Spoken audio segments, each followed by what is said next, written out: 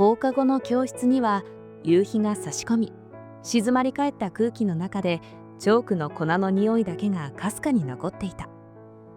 朝比奈瑞希は窓際の席に座り、開いた参考書をじっと見つめていたが、視線は文字を追っているようで追っていなかった。ページの端に書かれた学問に報道なしという言葉を何度も指でなぞる。どれだけ効率のいい勉強法を探しても結局は積み重ねるしかない。そんな当たり前のことを突きつけられているようで、胸の奥が少し苦しくなった。また止まってる。不意に背後から声がかかる。振り向くとそこには神谷祐馬が立っていた。彼はいつも通り落ち着いた表情で、手には分厚い問題集を持っている。ちょっと考え事。数学の問題で。それもあるけど、曖昧に笑ってごまかすが本当は違う。彼に追いつきたい、ただそれだけの気持ちがここ最近ずっと心を占めていた。最初は単なる競争心だった。同じクラスでテストのたびに名前が並ぶ彼の存在が気になった。けれど一緒に勉強するようになってからその意識は少しずつ変わっていった。彼は決して近道を選ばない。どんなに簡単に見える問題でも理解できるまで手を抜かず、同じところを何度も繰り返す。その姿が不思議と眩しく見えた。どこで詰まってる？彼は自然に隣の席に座り、水木のノートを覗き込む。距離が近くなり、水木は少しだけ息を止めた。ここ、答えまでは行くんだけど、途中でいつもミスする。ああ、ここで一気にやろうとしてるからだよ。ユーマはそう言って丁寧に式を書き直していく。一つずつ確認した方がいい。遠回りでも結果的にその方が早いから。その言葉に水木は思わず小さく息を漏らした。遠回りって無駄じゃないの？無駄に見えるだけだよ。近道ばかり探してるとどこかで崩れる。彼の声は静かで、でもどこか確信に満ちていた。その横顔を見ながら水木は胸の奥がじんと熱くなるのを感じる。ねえ神谷くん、どうしてそんなに頑張れるの？ユーマは少しだけ考えるように視線を落とし、それから肩をすくめた。頑張ってるっていうか、普通だよ。理解できないまま進むのが気持ち悪いだけ。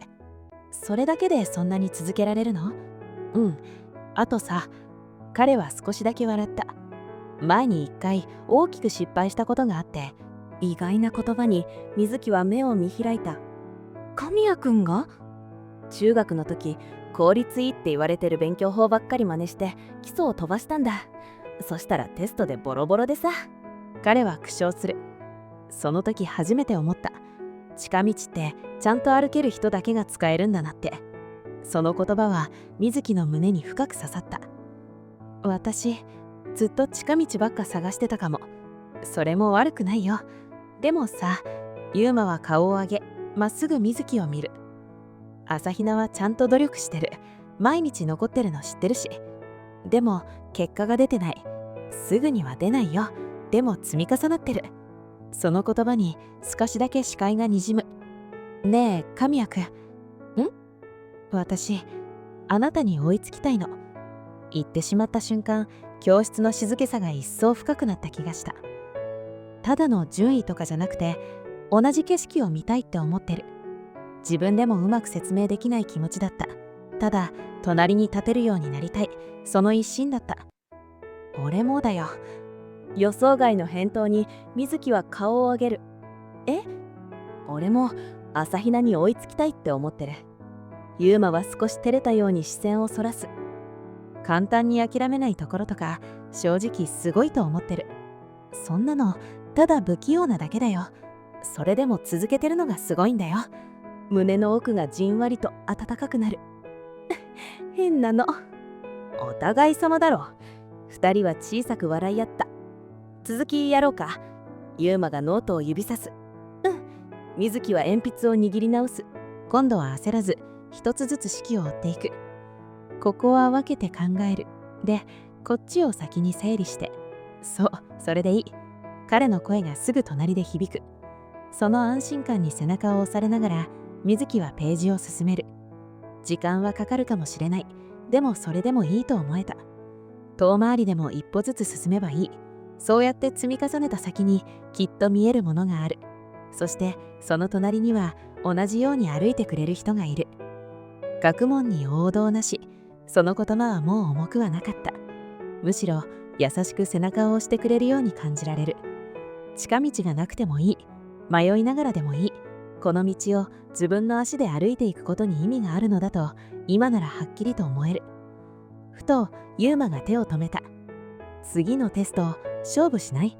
勝負？どっちが上か。挑戦的な笑みに水木も自然と笑い返す。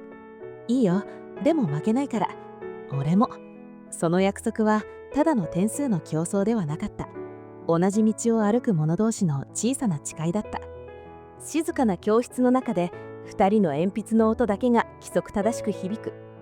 その音こそ遠回りでも確かに前へ進んでいる証だった。